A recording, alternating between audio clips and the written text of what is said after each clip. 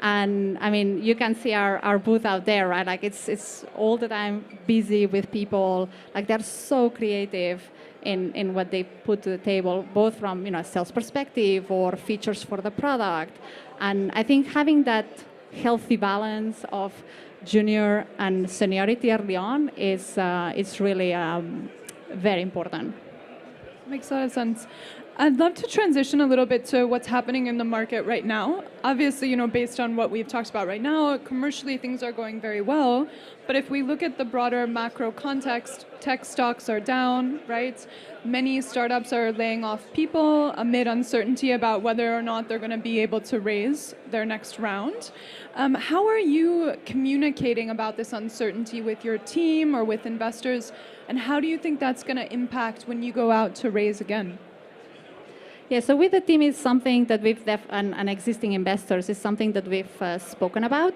And of course, for those in the team that are a little bit more senior and they've had a longer career, they've seen ups and downs. So we take it with, well, this will pass. We just need to understand, okay, if something was to happen, what would be the actions that we would take so that we can, continue living as a business. That's the most important thing. Of course, for people that have less experience in management positions and that they've maybe lived during the past 4 or 5 years, that they've been really great, right, for companies. And so we still have a very transparent communication as to, okay, these are the risks for the company given the where we are now in the market.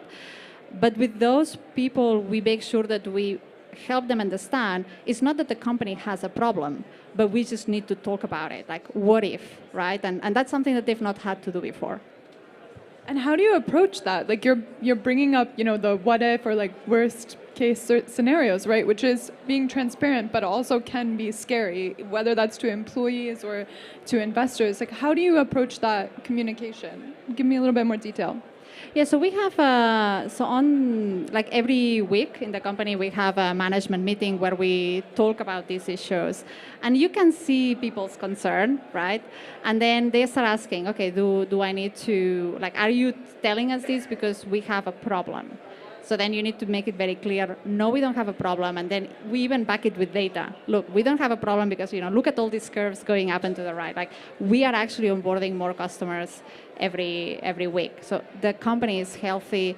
There is no issue. But we just need to be responsible managers of this company and leaders of this company. So we need to make sure that we understand what would be the implications if something was to happen, that we had to maybe reduce headcount or stop investing so much in marketing events. So we just need to see what's the impact for the business if that happens. And how do you think that the current market conditions are going to affect how founders more generally, yourself included, should think about when to raise and how to go out there in the market?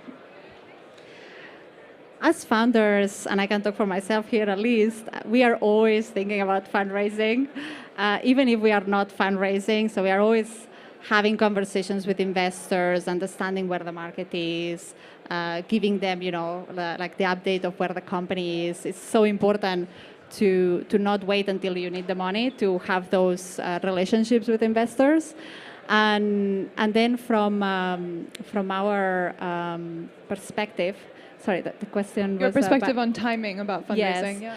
So I think now what's changed maybe is that you need extra time because especially when the markets are a little bit more volatile, you want to make sure that you raise enough to get to your next or to hit your next milestones that will enable you to raise your next round, which in tougher market conditions, maybe it will take longer. So rather than 12 to 18 months, we need to be thinking 18 to 24 months or even longer if you can, right? So how much can I extend my runway to make sure that we can hit those milestones? Because in the end, the main reason why startups die is because they cannot raise the next round, right? So that's what you need to optimize for. I think it's funny that you said you're like always thinking about fundraising, always in fundraising mode. And I've heard many times from that this can be so distracting. Like you have to run this business, right? You have many people, dozens of people to look after, business to run, but you also have to do fundraising. How have you balanced that as a founder?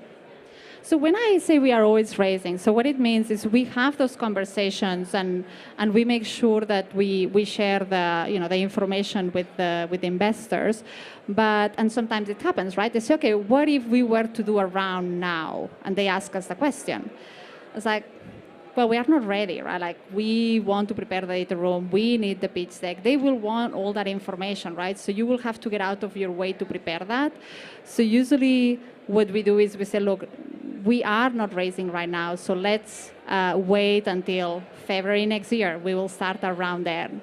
And we then engage in maybe a more regular cadence of conversations with those funds that really want to, or that they show that initiative to want to, potentially even preempt around, so that they are the first ones that we email by the time that we are ready.